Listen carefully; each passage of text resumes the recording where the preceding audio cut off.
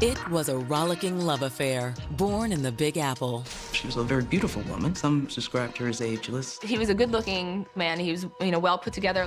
Everybody looked at him as the perfect couple, both success written on them. But behind this fairy tale love story, there was danger waiting in the wings. It's not something that we see regularly in Bayonne. It was so shocking when they found that suitcase by the side of the road. The cops were thinking, who could have done this and why?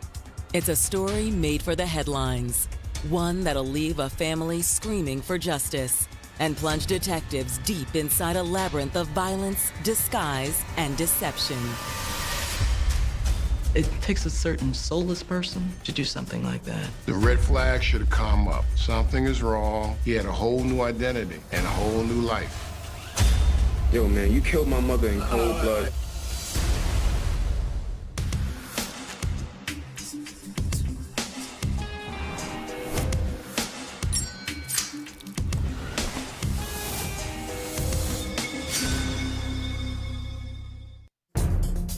Saturday, April 7th, 2007. It's a sunny Easter weekend in Riverdale, an upper-middle-class neighborhood on the northernmost edge of New York City's Bronx borough. But while most residents are enjoying a quiet afternoon, along Fieldston Road, New York State Department of Transportation employee Tony Harris is making his daily rounds under the Hudson River Parkway. The Department of Transportation person was working, cleaning the area. He sees a suitcase or bag leaning up against the wall of the underpass. He attempted to pick it up, and the handle broke because it was too heavy. Hey, James. So he called over one of his coworkers to see if they could lift the bag together and realized it was just way too heavy. Ugh, good grief, what's in that thing?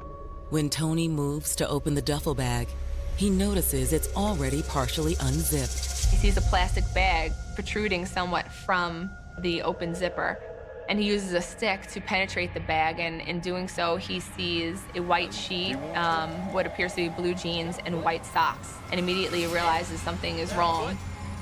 I think there's a body in here. Tony makes a call to his supervisor. Hey, I think we just found a body in a duffel bag.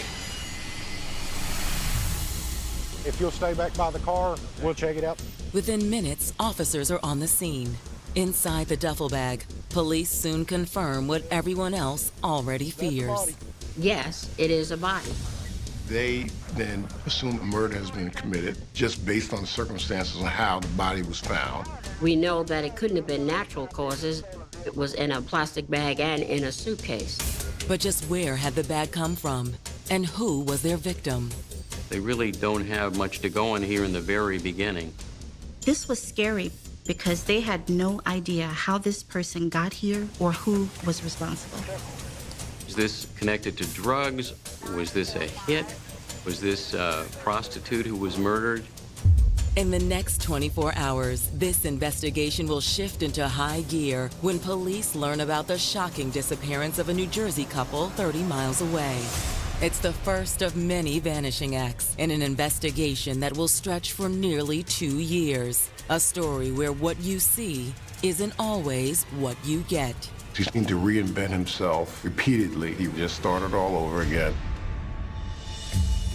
Born in Washington Heights, New York in 1971, Christy Neely grew up in a large and loving family. Hey, Dad. Sweetie, how y'all doing? She was one of 6 siblings. They were very close, tight-knit group that were supportive of each other. From an early age, Christy stood out for her remarkable beauty. She just had this bright smile that would light up a room. It was infectious. She was a very beautiful woman. But everyone agreed Christy was much more than a pretty face. She was smart, she was ambitious, she was hardworking, and she wanted to make something of her life. And one area that she was interested in was the law. But in the fall of 1992, Christy's life took an unexpected turn. Christy found out that she was pregnant. She was dating a guy named Antoine, and she decided to keep the child. Christy loved her son, Jaden, and she was determined to make sure that he got the life he deserved. He was everything to Christy. Still, as much as Christy adored her son, raising a young child in New York City wasn't easy. and Christy struggled to make ends meet. She worked in Manhattan as a telemarketer. She had to be on a certain schedule to get to work on time and deal with whatever it was that she was trying to do. She came from a great family, but she was a proud woman, and most likely she did not want to ask her family for financial assistance. But New York City is one of the most expensive cities in the world, and sometimes you're just one bill away from being out on the streets. At the same time, she started having relationship issues with Antoine, who was allegedly abusive. Finally, she said, enough is enough, and she moved out. So she ends up living in the women's shelter in East Harlem. It was far from the life Christy had imagined for herself, but she still remained optimistic. Don't worry, baby. We're not gonna be here long. Then, in 2002, Christy finally made good on that promise. She was going to law school. She was looking after her child and making sure that he was moving forward in a positive direction. She herself was on an upward trajectory. While Christy enjoyed being back in school, this vibrant young mother soon found something, or rather someone, who captivated her attention just as much as law school did, 40-year-old Sean Sutherland. From the moment Christy first laid eyes on Sean in her paralegal course, sparks flew.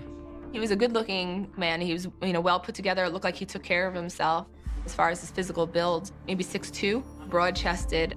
Sean had apparently worked in a couple of law firms, and he also worked as a caddy at some of the most exclusive golf courses in New York and New Jersey. Both her quest as well as his quest for education was indicative of his couple. Think you might want to hang out and have a drink later on? I think I like that. Okay. Yeah, I think I like that a lot. The relationship blossomed over the next several months. The two were inseparable, and they were falling harder and harder for one another. Sean basically treated her like a queen. While Sean's touch could send a shiver racing down Christy's spine, his growing bond with her son, Jaden, also made her heart sing. Sean treated him like his son. He considered Sean to be his stepfather. Want to see some hoops? Oh, yeah. You think you can beat me? Yeah, I know I can beat All right, let's go. It was a great family environment. And in 2005, Sean suggested they get a place together outside New York City.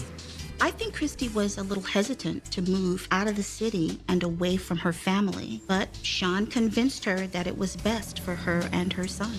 That summer, they moved less than an hour away to Bayonne, New Jersey. It's a very nice community. There's a lot of children. It's a very family-oriented community. And while they both continued taking law classes, Sean soon landed a nice-paying gig at the best golf course in town. He worked at the golf course, the Bayonne Country Club, as a caddy. If you're a good caddy, you can make a lot of money, especially the club in Bayonne. Those are like senior executives in Fortune 500 corporations. With a new home, added financial security, and a beautiful blended family, Christy and Sean looked primed to continue their upward path.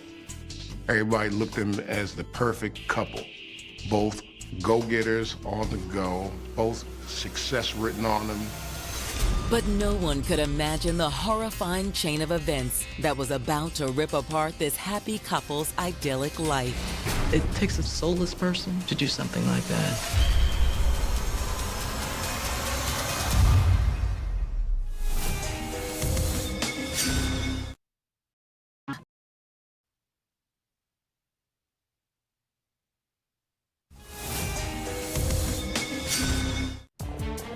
In early 2007, nothing seemed impossible for Bayonne, New Jersey residents Christy Neely and her boyfriend, Sean Sutherland. In the eyes of the community, both Sean and Christy, quite a handsome couple, quite a great-looking family. They appeared to be what the American dream could be described as. They had been together for the last 5 years. Both were happily employed, and they were providing a home for Christy's son, Jaden, which he deserved. Life seemed good. While it seemed this upwardly mobile couple's fortunes were rising faster than the Manhattan skyline, a sickening discovery on April 7, 2007, underneath a Bronx overpass, sets in motion a chain of events that will cast a dark cloud over their lives. Is the area secure? Yes, ma'am. We secured the area. What do we got? Well, a Department of Transportation worker had gone under the underpass there along the Henry Hudson Parkway and discovered this luggage, tried to remove that piece of luggage. Judging by the odor, it had been there for a few days. The body had been twisted to fit inside of this suitcase. It was a really shocking find, even for seasoned detectives. The victim appears to be a female, but at this point, that's all detectives know. There was no identification on her. There was no purse. There was nothing to indicate who she was or where she came from. So she was wearing a white t-shirt, denim shorts, Converse sneakers with no laces, and a black belt with silver rings on it. While the woman's identity remains a mystery, her cause of death does not. There was a lot of bruising and abrasions indicating struggle that went on. Ultimately, her neck had been compressed. She was strangled, and that's how she was killed. This didn't happen easily, and it didn't happen quickly. And judging by the scene, their victim didn't die here. Circumstances being what they were, that it appears that it's the crime of a personal nature. Obviously, they were looking to conceal this body and discard it without anyone noticing it. As for motive, the possibilities seem endless. Is this someone who's caught up in drugs or prostitution? And is that how it came to be discarded by the side of the road? That's something to look at. Who are the people surrounding her? What lifestyle did she lead? Is it something that she's doing in her daily routine that has put her in harm's way? Or even worse, what if this is the work of a serial killer? Who knows if there could be additional bodies ending up in suitcases in New York? While the Riverdale neighborhood is one of the nicer sections in the Bronx, maybe that also made it a perfect location to dump a body. Perhaps the perpetrator might think there would have been less of a police presence. Therefore, it would have been easier to dump the body without being spotted. And as police begin talking to nearby residents, it seems there may be some truth to that theory. Ma'am, do you remember seeing anything unusual going on out here in the last 2 or 3 days? No, I'm sorry, I sure haven't. No cars parked out along this road that you didn't recognize? I didn't notice anything. All right. No one had seen anything, and the police didn't find any evidence in the surrounding area. So this was a total mystery. If you don't have the person's prints on file, if you don't have any indication of who this person is or where this person lived, it could take years to determine who that person is. Detectives! Excuse me. Then a search of the bag yields a small ray of hope. This is what we got out of the bag. Some jewelry. Along with a bracelet, the victim was wearing a small pinky ring. It was a silver, two-stone turquoise ring. It's not much, but maybe it's the traction this investigation so desperately needs. Let's add that to the description and get it out to the media as soon as possible, all right? Yes, ma'am. Most people know what their friends and family may wear. If it's a ring or a bracelet or something, they had to get it out there. NYPD had to get it out to the public. And the public is really one of the best resources that we have in police work. On April 9th, authorities release a sketch of their victim to the media, along with a photograph of the jewelry. The press immediately picks up the case, and multiple media outlets run the story on their evening news program. As one might imagine, finding a body inside of a suitcase is not an everyday occurrence. That evening, a New Jersey woman named Carol Cassay is just settling into bed when she decides to turn on her television set. She was watching a clip about a woman's body that was discovered on the side of the Henry Hudson Parkway in the Bronx inside of a suitcase. It's at that moment the news program shows the victim's composite sketch and her jewelry. Oh my God. She recognizes some of the jewelry as being rings that she herself had purchased for her friend. No. As Carol reaches for her phone, nothing could prepare her for what she's about to hear. It was enough to break your heart, but the worst part about it was that there were 2 missing people.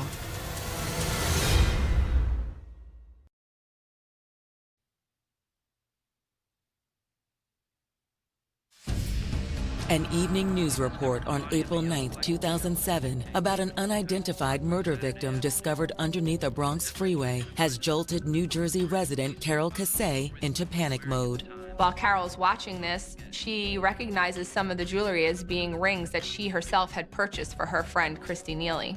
Carol immediately calls Christy's younger brother in New York. Oh, please don't let this be her. When she sees this, she reaches out to Christy's brother, Chris, and she lets Chris know that she had just seen this on the television, and she believes that the woman in the suitcase might possibly be Christy. No. Chris's response stuns Carol. Carol, this is hard to say, but Christy's disappeared. Yeah, she's been missing for 4 days now. What? Chris lets her know that, they're in the middle of filing this missing persons report for Christy. As her friends and family hold out hope that the dead woman featured on the evening news isn't their beloved Christy, detectives dig deeper into the missing persons report filed by Christy's family. We didn't know which direction we were headed, whether we thought that she had left home due to an argument, or was there actually something more going on. One of the first people investigators want to talk to is the man who filed the missing persons report, Christy's brother, Chris Neely. Hi, Chris. Hey. I'm Detective Diaz, and we brought you in just to ask you a few questions, okay? Okay. Can you tell me when you found out that Christy was missing? According to Chris, everything he knows at this point comes from Christy's 14-year-old son, Jaden. That morning, Chris apparently had gotten a panicked call from his parents. They were worried about Jaden. Chris says he rushed to his sister's apartment, where he found his nephew frightened and alone. Jaden eventually tells Chris that it's been more than 4 days since he's seen either his mother or Sean. Why didn't you tell anyone your mom and Sean was missing so long? I just thought they were coming back. He always felt like she's going to come back, talking about his mother. And he thought Sean was going to come back too. But after a few days, Chris says his nephew finally realized something was terribly wrong.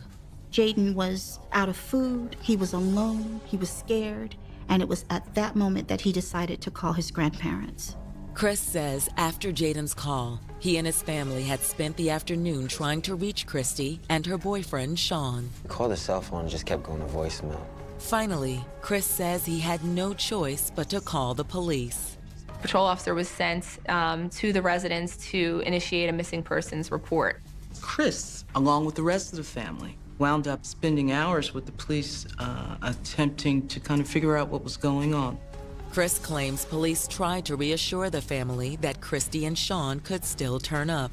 Very rarely, and thankfully, do we have missing persons investigations that amount to something serious. And have either Christy or Sean ever done anything like this before, disappeared without?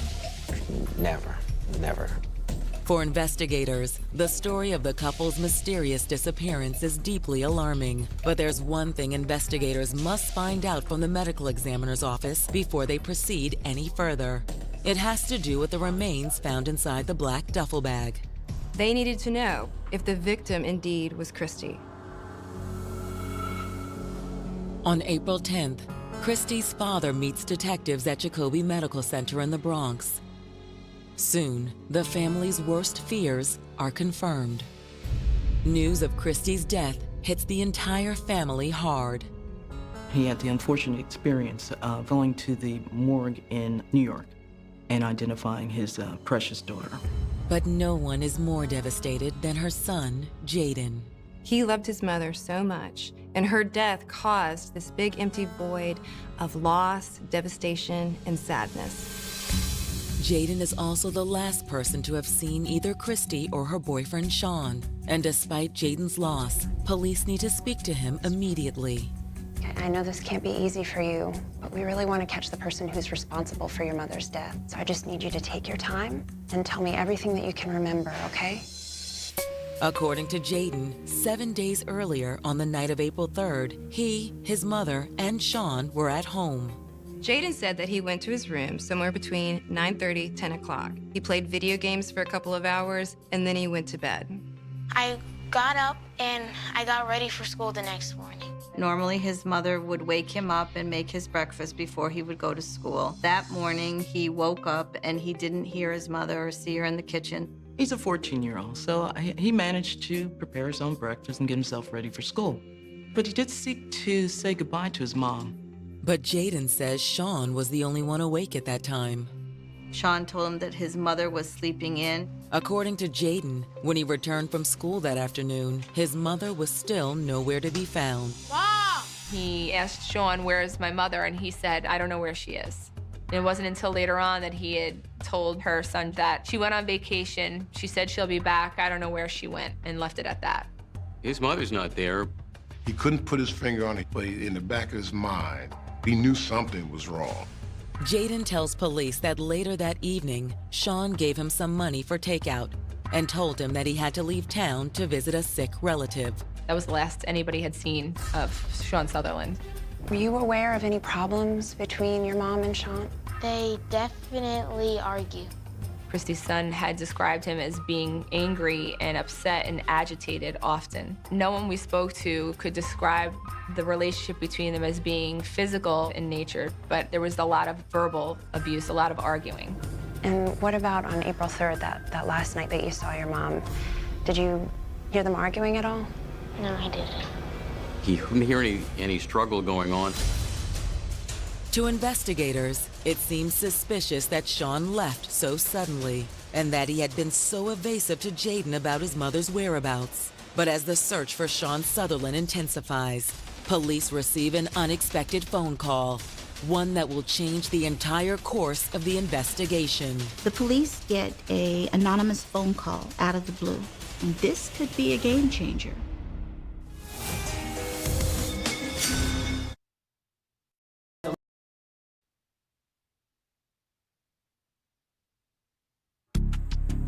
On April 7, 2007, Christy Neely's body was found stuffed in a duffel bag underneath a Bronx overpass. Now, less than 48 hours after Christy's body was identified, investigators are looking for her missing boyfriend, Sean Sutherland, after an eye-opening conversation with Christy's son, Jaden. They fought constantly, from what her son said. It was a constant fighting, constant battling.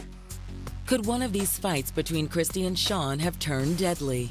To detectives, it seems unlikely given Jaden's statement about the night of her disappearance. Did you hear them arguing at all? No, I didn't. Okay. It seems odd that Sean would vanish into thin air. But at the same time, if a confrontation had occurred, you would think somebody would have heard it. And Jaden's room was right next door. While the questions continue to mount, on April 18, 2007, police receive a shocking call. So a woman called claiming that she had information about Christy's homicide. Surprisingly, this information is not about Sean Sutherland. It's about Jaden's father and Christy's ex-boyfriend, Antoine. This unidentified caller alleges that Antoine assaulted Christy and had assaulted her in the past. And that's one reason why Christy was living in a shelter for a period of time. If this was the father of Christy's child, it's possible Antoine still had contact with Christy. Maybe Antoine was jealous of Sean and Christy's relationship. Maybe Antoine did something to her, and Sean found out about it and went after him. In light of Christy's violent injuries, detectives know this theory isn't out of the question. Strangulation is considered a passionate murder. There has to be emotion involved in that. It takes a lot for somebody to take their hands and actually choke the life out of some individual. That evening, detectives sit down with Antoine and ask him about his relationship with his ex. Listen, Antoine, we got a call about you. This person claimed that you physically assaulted Christy before. Now she's dead. You know anything about this? Hey, look, we had some arguments before, but that was a long time ago. He was adamant that this was all a thing of the past. How did you feel about Christy and Sean's relationship? That can be hard for a man to take sometimes. Like I said, we was cool. She met her new guy. She moved on with her life, and I did the same thing. Antoine's story never wavers, and it seems like he's telling them the truth, so they decide to let him go. Great. We appreciate you coming in today. You eliminate all the options, one by one. And in this circumstance, they probably eliminated every other option except for Sean. When police question Christy's friends and family, the picture that emerges is in stark contrast to the one she and Sean portrayed to the outside world. Christy's family members described him as having a dark side and being a jealous person. Talk to you later. Bye. Who's that on that phone? Just a girlfriend from work. It better not be no guy. He apparently was a very jealous man, very insecure man, and sought to keep a certain reign on Christy. You were just so insecure. Insecure? Who you calling insecure? You. No one we spoke to could describe the relationship between them as being physical or abusive in nature. Within the state of New Jersey, domestic violence does not just mean physical contact. It can be emotional, it can be psychological. It starts to chip away at your self-esteem, and then you begin to think that it's your fault, and maybe you're doing something wrong. Family members say from the beginning, it seems Sean had completely sunk his hooks into Christy. Sean, in my opinion, wanted to be the king of his kingdom without, if you will, any interference from Christy's support system. Okay, just tone down before you wake my son. Tell me to tone down? This information definitely raises a red flag. And if the family members are to be believed, police could easily start to wonder if one man's quest for control could graduate to violence. What if Christy started to fight back a little? What if Sean felt like he wasn't in charge anymore? Obviously, there was some suspicion that Sean had something to do with this. But was Sean really capable of murdering the woman he loved? A 1 in a million discovery is about to answer that question and send police on a multi-state manhunt. He said he was just floored, like, oh my God, I know this is the guy. I just think the randomness of that all working together in one day is just very odd.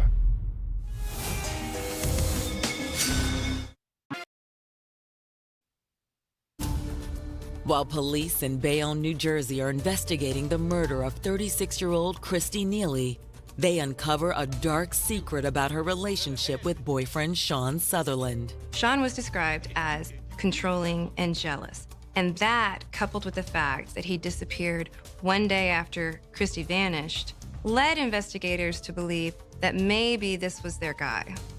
As the search for Sean continues, Bayonne investigator Nikki Diaz and her partner Keith Striffolino decide to see what else they can dig up. They start with the bag used to dispose of Christy Neely's body. It was one of those expandable duffel bags with zippers. We were able to see the brand name, which was G&S. We decided to go check the local shopping district, which was not far from Christy's residence. It was a shot in the dark. We had checked 4 stores and came up with nothing. Okay, this is the last one, all right? As the 2 detectives enter the final store on their list, something immediately catches their attention. We saw 2 bags that appeared to be identical to the bag that Christy's body had been found in, right down to the brand name G&S. Yes, ma'am. We immediately found the store owner. We had asked him if he would remember that particular sale of that bag, and he said that he didn't, but it was very likely that his store manager would remember. Though there's no surveillance footage to back her up, the clerk's memory of the individual who made the purchase is crystal clear. African-American, like 40s, early 50s. He had come in a couple times. He came in and bought 1 suitcase. He came back a few hours later and stated it was too small, and he bought a similar suitcase and left again. Do you still have that bag that he returned? Yes, ma'am, I do. It's in the back. But before taking the suitcase to the crime lab for testing, detectives present a photo array to the store manager. Do you recognize any of these? There's a photo lineup, and one of those photos was a photo of Sean Sutherland. Yes, ma'am. This is the gentleman here. You sure? Is this guy? The individual that worked in the store was able to identify Sean Sutherland positively as the individual that purchased that piece of luggage. While it's a stunning turn for the investigation, the test results on Sean's returned luggage are even more mind-blowing. Christy's DNA was found inside that bag. You can only surmise or conclude reasonably he tried to stuff her in that and she didn't fit, so he went and got a larger piece of luggage. As for Sean's possible location, family members tell investigators he may be holed up with a cousin in Long Island, New York. That night, they move in to make an arrest. This is a guy who is accused of murder, and now he's on the run. He is probably not going to go down without a fight. But when officers move in, the only person at home is Sean's cousin. Sean, let me see your hands. Let me see your hands, Sean. Get on the ground. Get on the ground. Get on the ground. I'm not Sean, man. He's not here. It was a dead end. In the weeks that follow, further frustration mounts. He never went back to work. He didn't use his phone, didn't contact anyone. No one knew where he was. They just couldn't find him. Literally, he fell off the face of the earth to them. 1 year passes, and there's still no sign of Sean Sutherland. It was just so frustrating to Christy's family and friends, as well as the police, because it was just like Sean vanished. Then, a year and a half after Christy's murder, a tip comes in from a man who lived just down the street from Christy and Sean in Bayonne, New Jersey. But the man's not in Bayonne now. He's at a golf course in a small town in suburban Philadelphia. Yes, I'm at the Philadelphia Cricket Club. I just finished playing a round. My caddy says his name was Keith Davis. But I swear he's the one in that murder investigation. What? Slow down, slow down. He went to the first tee. He was introduced to Keith Davis as his caddy, and he said he was just floored, like, oh my God, I know this is the guy. I remember on the news watching the details. I swear it's Sean Sutherland. Investigators immediately reach out to their counterpart, Detective Craig Cubbin, at the White Marsh Police Department. That afternoon, Detective Cubbin and his sergeant head to the club. I get there with my sergeant. We talk to Keith Davis, and I tell Keith why we're there. I said, New York has contacted us, and they think you might be a person of interest. I go, are you Sean Sutherland? And he acts like he has no idea what I'm talking about. He goes, I'm Keith Davis. Sean Sutherland? No, man, I'm Keith Davis, man. He was calm and cool. No change of demeanor there. The whole time, I'm not convinced it was Sean. I think it might just be a mix-up of, looks like a certain guy. But just to be certain, detectives ask to see the man's ID. No, man, my ID's up in the clubhouse. I said, oh, it looks like you have a wallet in your pocket. As I open up the wallet, there's an ID in there that says Sean Sutherland. He puts his head down and shakes his head. It basically says, I knew this day was coming. Put your hands behind your back. You're under arrest. News of Sean's arrest quickly reaches investigators back in New York and New Jersey. He was discovered on a golf course in another state in Pennsylvania by a person from Bayonne who happened to recognize him. It was like this was meant to be. But with Sean now in custody, there's still one act that had yet to unfold.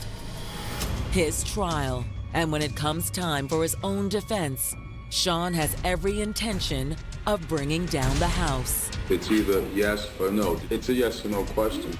Yo, man, you killed my mother in cold blood.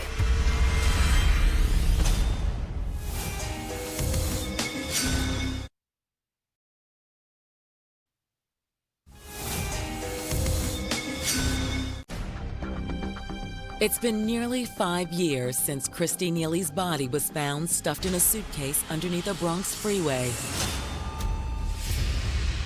Now, after a 1.5-year-long manhunt, the man believed to be responsible for her death, her boyfriend Sean Sutherland, is marched into a Hudson County, New Jersey courtroom to stand trial. But this will be a murder trial unlike any other. Sean decides that he's going to represent himself. He had a little bit of legal training, and he thought that was enough.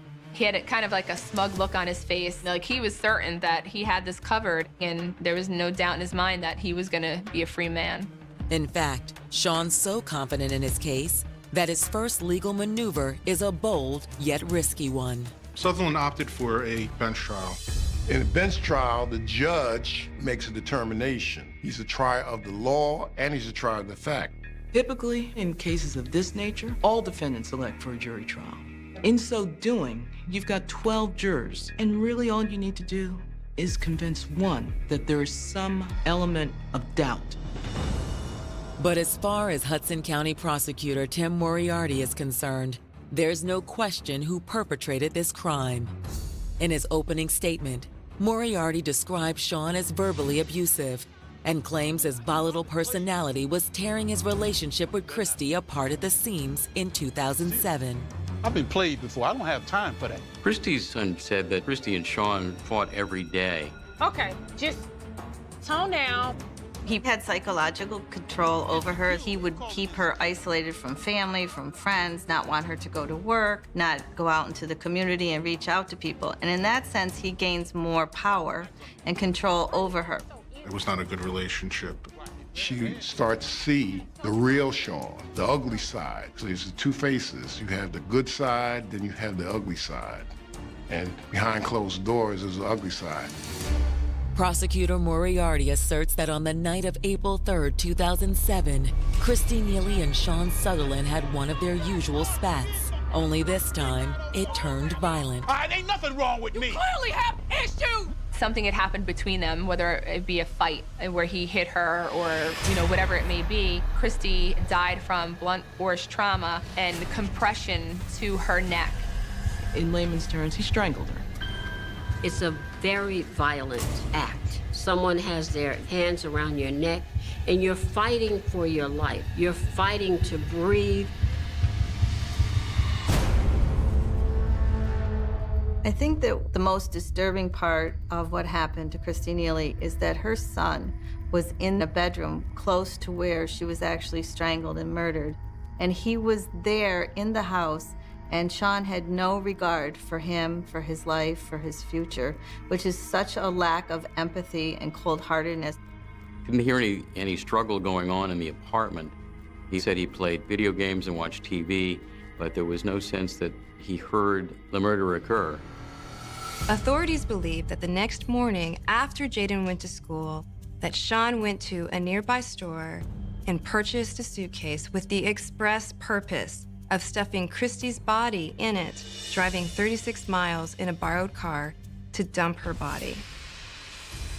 To support the state's case, Prosecutor Moriarty highlights the slew of circumstantial and physical evidence tying Sean to the crime. He disappeared. A lot of suspicious things that he told police and the family that just didn't make sense. They did a forensic analysis on the first suitcase he bought and found Christy's DNA in the outer part of the trim. The store clerk was shown a photo array of possible suspects, and Sean Sutherland was picked out of that photo lineup. It was a pretty overwhelming case. And the most powerful testimony comes from Christy's own son, Jaden. This is a young man who loved his mother. His testimony was both powerful and moving. He eloquently spoke to the tension that was present inside the home and how Sean prevented him from going into his mother's room the day that she disappeared. But in cross, Sean tries to tear down Jaden's testimony, as well as the reputation of his mother. When you first met Mr. Sutherland, you were not living in a family shelter. When we first met you, yeah, we was living in the shelter. Did you have any problems in school? Objection. For Jaden, having to be cross-examined by the very man he believes killed his mother is more than he can take. Yo, man, you killed my mother in cold blood. But Sean does much more than rile the state's witnesses. He attempts to point the finger at other potential suspects. Whoever it was called as a concerned citizen and gave a report that basically establishes that anybody could have committed this crime against Ms. Neely. His entire defense was that the state's case was purely circumstantial and that they did not have enough evidence against him for the necessary burden of proof. Sean objected to everything he could, citing rules and statutes he really knew nothing about. It was all pretty ridiculous, but to the judge's credit, he was very patient. There's an old adage that says that an attorney that represents himself has a fool for a client. Finally, after 10 weeks of testimony, Judge Francis Schultz returns to his chambers to determine Sean's fate. On March 16, 2012, he returns with the verdict. He was found guilty of a murder, and he was sentenced to 30 years with no chance of parole. He thought that he was going to get away with this, and just knowing that he wasn't was, it was a lot of satisfaction. Christy's family and her son Jaden had been through so much for so long, so they were happy that they finally got justice in this case. Equally as important for the family is the fact that Sean Sutherland has finally been unmasked for the monster he is. Sean, one of those people that's, the life of the party, and until you get to really know him, and then he's a controlling psychopath and makes life a living hell for you. But it's too little too late for the loving mother who fell prey to this master of manipulation. When he felt like he had the hold on you, then he could be gracious and charming and very social. But when he realized that you didn't buy his act, that's when the evil side came out. And unfortunately for Christy, she saw both sides.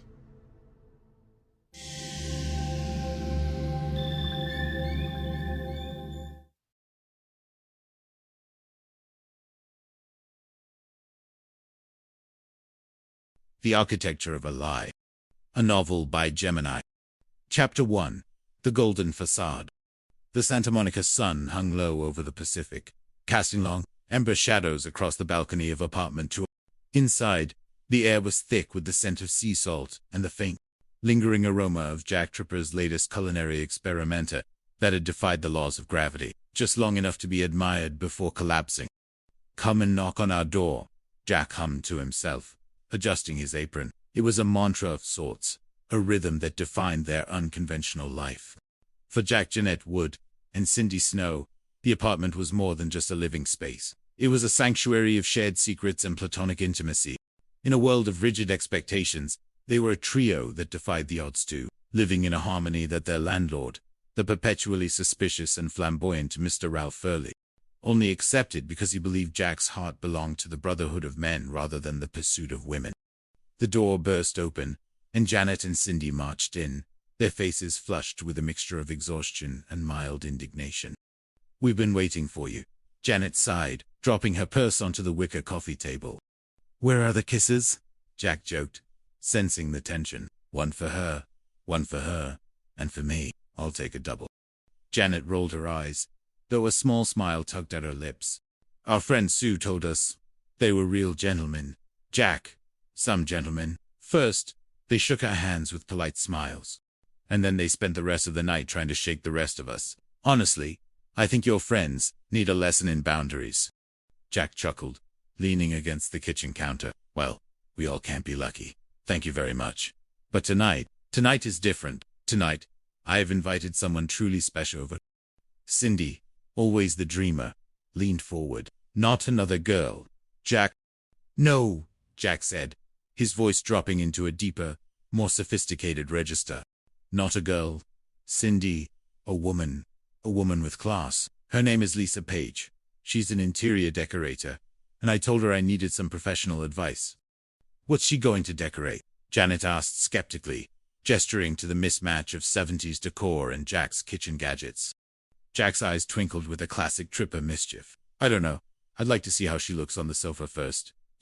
Get a feel for the I've had enough of this," Janet said, standing up. "I'm headed for bed. Between the bad date and the bad puns, I'm exhausted." "Me too," Cindy added, yawning. "I'm going to sleep so long that when I wake up, they're going to have to dust me." Jack's bravado faltered. Wait. Girls, what about my date? What about the apartment? I sort of told Lisa that I lived alone." Janet stopped at the hallway door, her expression hardening into one of amused pity. "That, dear boy, is your problem. Cindy and I will be in there, dead to the world, and that's the best you're going to get." "Janet, help me out," Jack pleaded, but the click of the bedroom door was his only answer. Chapter 2, The Macho and the Turtle. The evening took a turn for the surreal when a knock at the door revealed Mr. Furley, dressed in a leisure suit that could only be described as an assault on the visuals of lime green and electric orange. "Hi," Kid Furley announced, his chest puffed out. "Listen, I need one of you to feed my turtle while I'm gone." "Janet would love to do it," Jack shouted, seizing any opportunity to be helpful. "Where are you going, Mr. Furley?" Cindy asked, peeking back out. "On a wonderful romantic weekend made just for two," Furley said, his voice dripping with an unearned swagger. "A leisurely drive to Loyola, dinner by candlelight. Some intimate dancing. The works." "Wow," Cindy breathed. Any woman would love that. Furley's face suddenly crumbled, the bravado evaporating. Do you know one who would like to go with me? The silence that followed was heavy. Janet and Cindy beat a hasty retreat to the kitchen, leaving Jack alone with the landlord's desperation. Jack, Furley said, leaning in. I know you look at me and say to yourself, that Furley never has any trouble getting women. I've got the moves, the threads, the savoir-faire. Crazy, Jack echoed, his voice flat. But believe it or not, even I can have a brief little dry spell. My last date was in February. February, that's not so long, Jack offered. 2 years ago, Furley whispered. So, Jack, fix me up. You must run into women at the hairdressers or wherever you go. Someone beautiful, intelligent, a woman who can appreciate a real macho. I don't know, Mr. Furley. Fine, forget intelligent. As long as she can dress herself, forget beautiful. They're shallow anyway. Jack, if she has body heat and speaks a few words of English, I want to meet her. Furley thrust a key into Jack's hand. Here's the key to my apartment. For the total, since I'll be gone all weekend, I'm leaving in 30 minutes. As Furley left, a light bulb perhaps, a slightly flickering one went off in Jack's head. He looked at the key, then at his own cluttered living room. He had a date with a high-class interior decorator, who thought he lived alone, and he now had the key to an empty apartment downstairs. Chapter 3. The Descent into Deception. When Lisa Page arrived, she was everything Jack had sharp-witted, and possessing an eye that seemed to catalog the floors of a room in seconds. Jack, she said, stepping into what she thought was his new home. Didn't you say you lived on the second floor? I do, Jack lied smoothly, ushering her in. It's just that the building is sinking, geologically speaking. Lisa laughed, a melodic sound that made Jack's heart skip. You are so funny. But Jack, this place, it's a decorator's nightmare, all this junk. I know, Jack said, gesturing wildly at Furley's velvet paintings. I rented it, furnished. I'm still trying to talk the landlord, a tragic figure named Mr. Furley, onto changing it. You should talk him into burning it, Lisa remarked, walking toward the hallway. Where's the bathroom? Or are we in it? As Lisa disappeared down the hall, the front door swung open. Jack froze. It was Mr. Furley. Mr. Furley, what are you doing home? Oh, I was cruising along, thinking how lucky I was going to get, when I ran into a tow truck. Furley grumbled. He towed me home. I got to talk on the radio, though. Charlie Baker, 10 to 4. Out. Jack panicked. Lisa was in the bathroom. Furley was in the living room. The worlds were colliding. Mr. Furley, you ruined the surprise, Jack blurted out. You asked me to find a girl for you, and I found one. She's an interior decorator, and she couldn't wait to see your incredible decor. When Lisa emerged, Jack performed the most frantic introduction of his life. To his surprise, Lisa, thinking Furley was some eccentric client or friend of Jack's, began to play along. I've never seen anything like this, she told Furley, staring at a plastic bust of Elvis. It should be on exhibit. People would pay admission. Furley's chest doubled in size. I decorated it myself.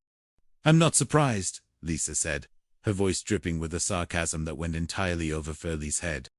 Chapter 4. The Pen Pal Protocol.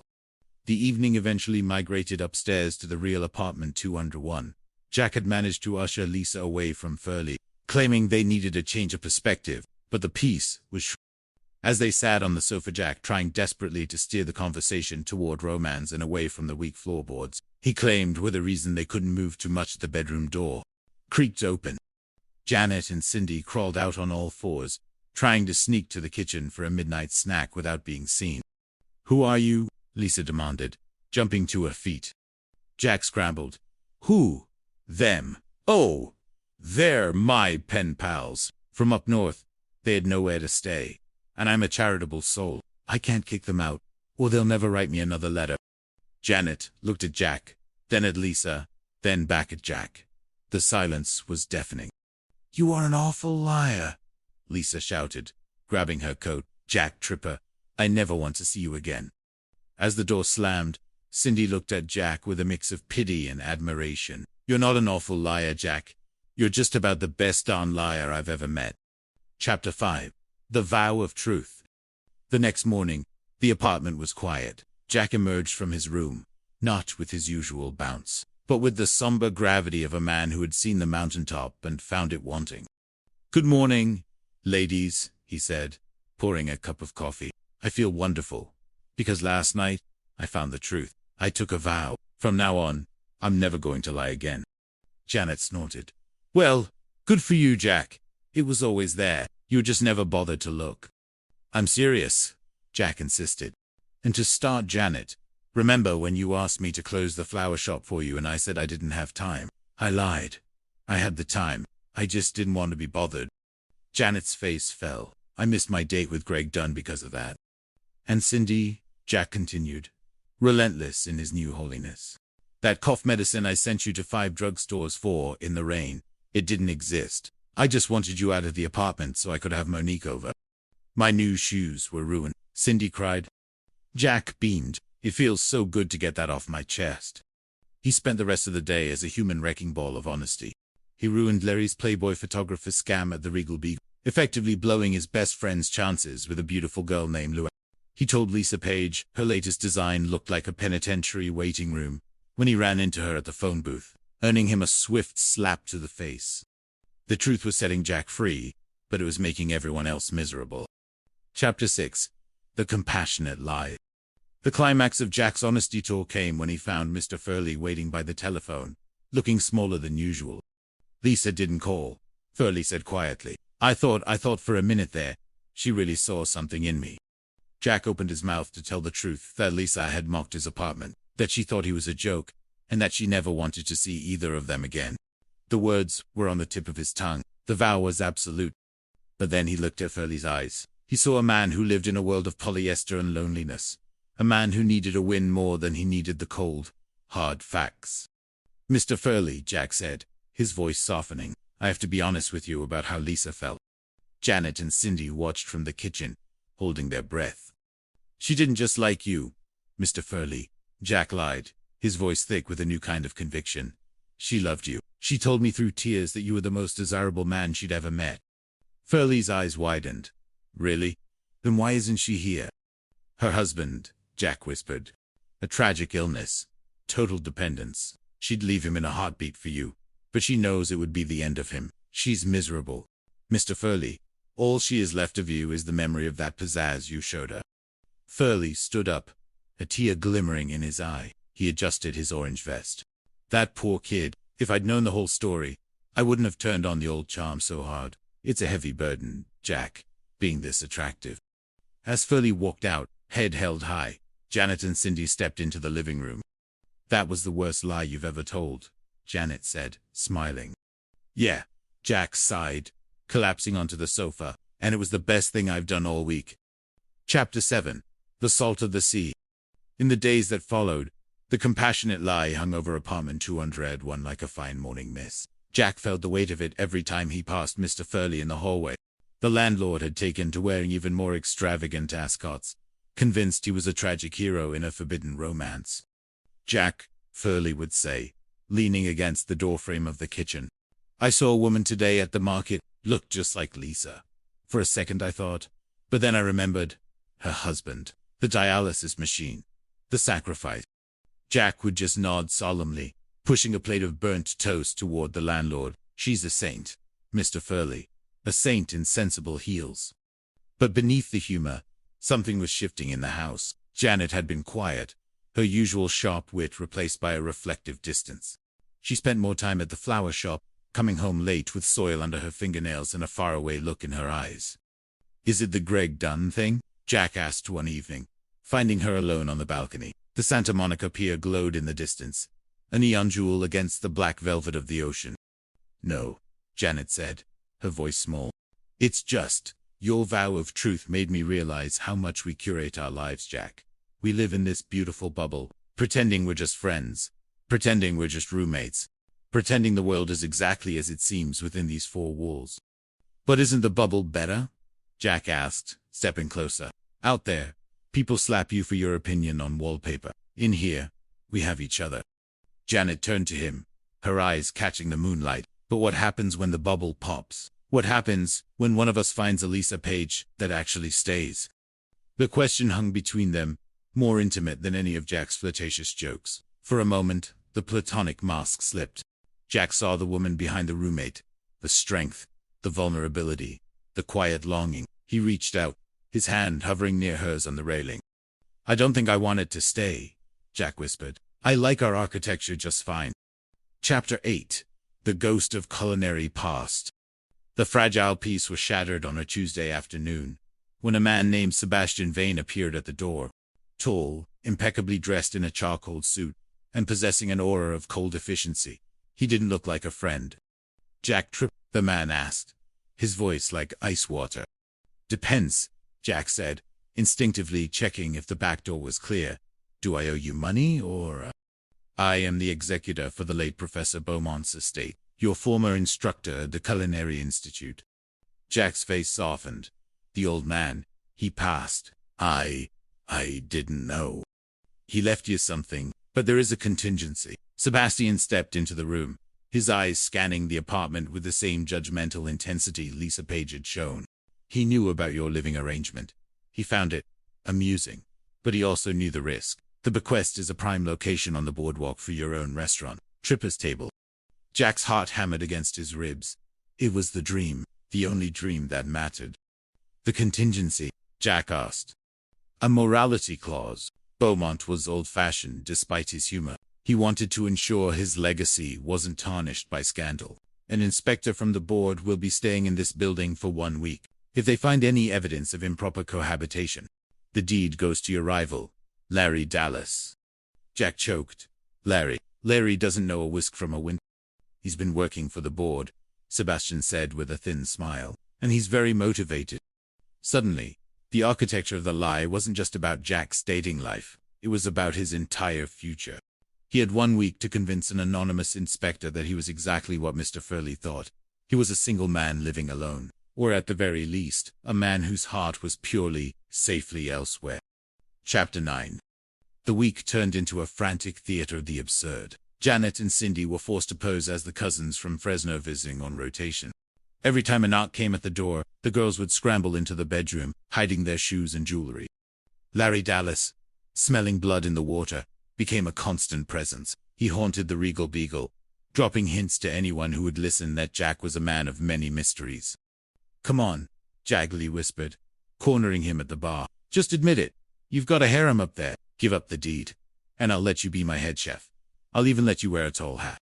"Over my dead garlic bread, Larry," Jack hissed. The pressure began to fray the edges of the trio's bond. Cindy grew tired of hiding in the bathtub. Jenna grew tired of the constant deception.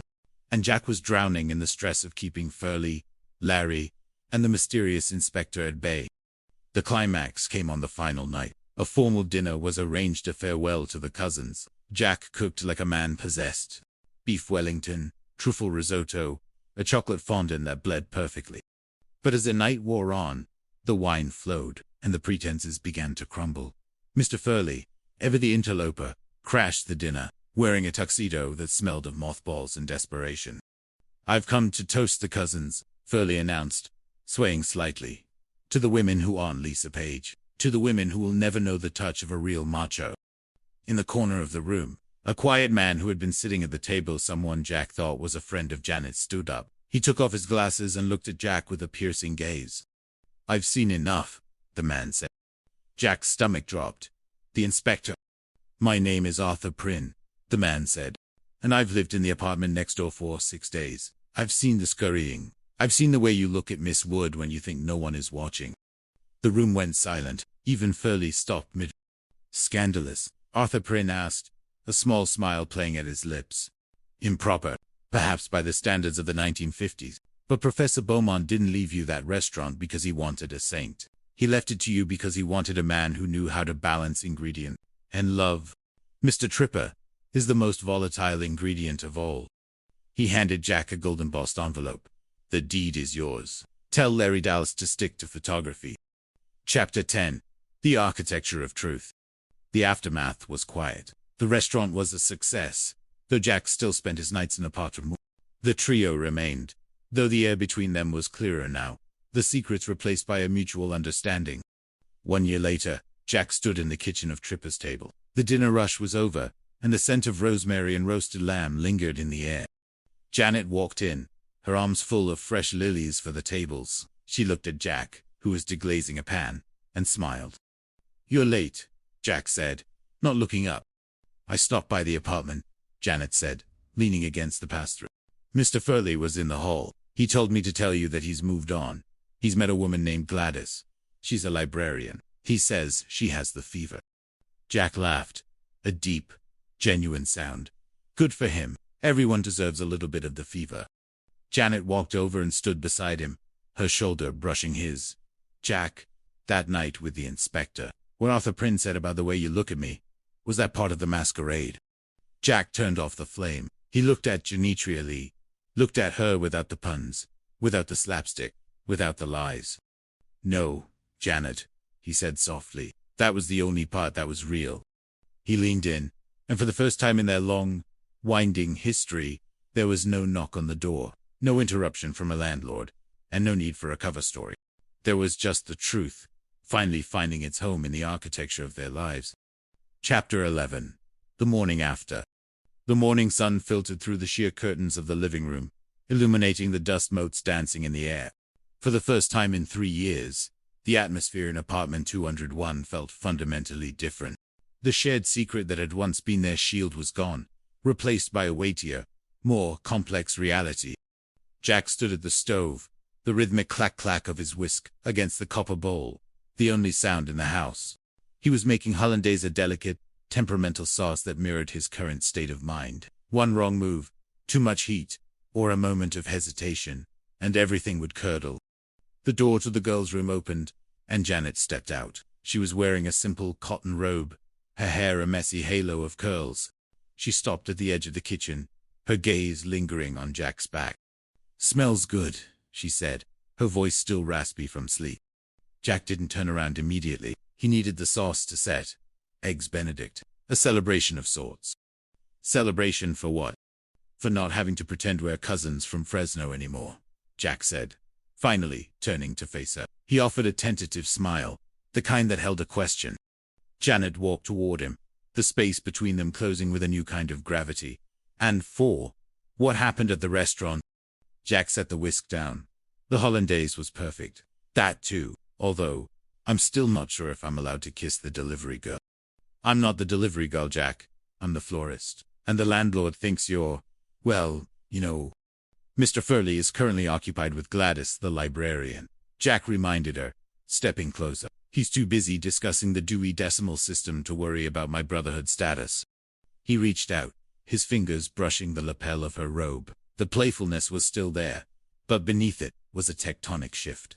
For 3 years, they had been the anchor for each other's storms, the laughter in each other's failures. To change that was to risk the very foundation of their sanctuary. "Jack," Janet whispered, her eyes searching his. "If we do this, if we really do this, there's no going back to just being roommates. If we break this, we break everything." "Then we won't break it," Jack said firmly. "We'll just renovate." He leaned in, the kiss tasting of salt and morning coffee. It was a promise made in the quiet of their kitchen, far from the prying eyes of the boardwalk or the expectations of the world outside. Chapter 12. Cindy's Choice. While Jack and Janet were navigating their new landscape, Cindy Snow was finding herself standing on the edge of a different horizon. The scramble of the past week had left her feeling like a spectator in her own home. She watched the way Jack looked at Janet, and the way Janet's laughter had found a deeper, more resonant frequency. She was happy for them, sincerely, deeply happy, but she also felt the first pangs of a quiet displacement.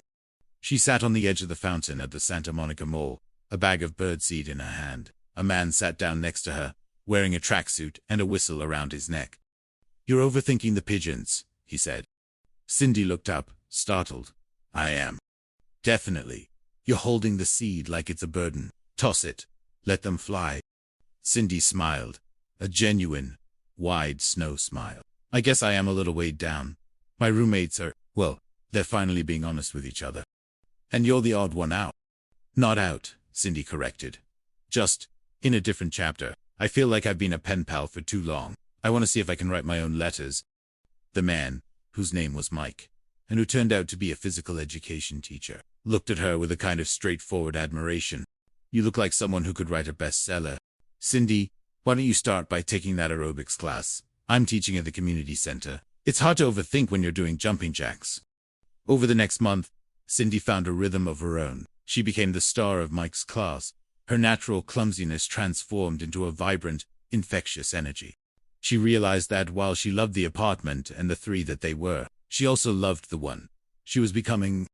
One evening, she sat Jack and Janet down on the couch, the same couch where so many lies had been told.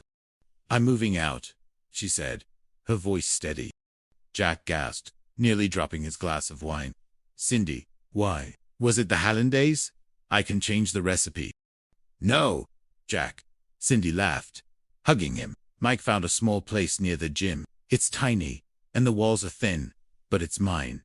I need to see what my own architecture looks like."